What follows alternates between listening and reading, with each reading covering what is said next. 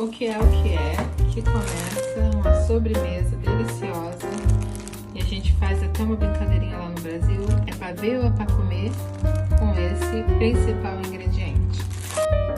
Que leva também barra, que leva leite condensado cozido, ó, já até estourou um pouquinho para dar um spoiler. Cacau em pó, creme de leite, esse é o processo.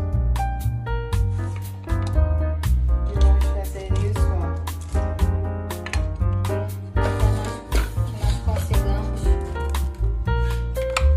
rapidamente preencher todo o espacinho.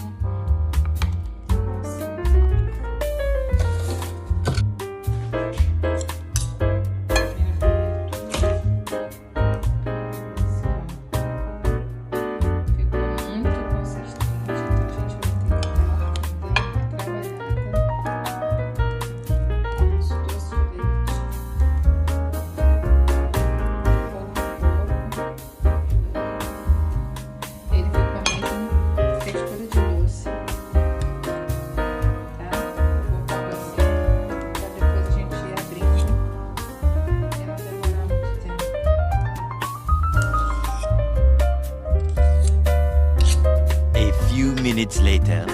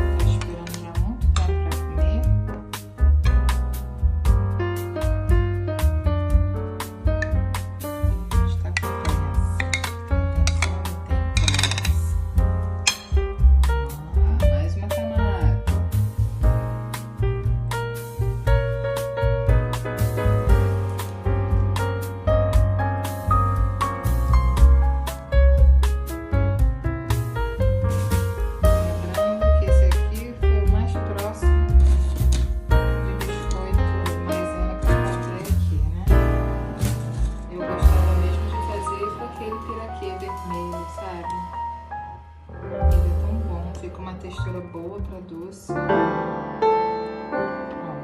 Gente, peguei esse bichão aqui, ó. 1 quilo, tá? De leite condensado. E vou fazer mais uma camada aqui. Camada aqui, ó. Assim. E vou misturar ao molho.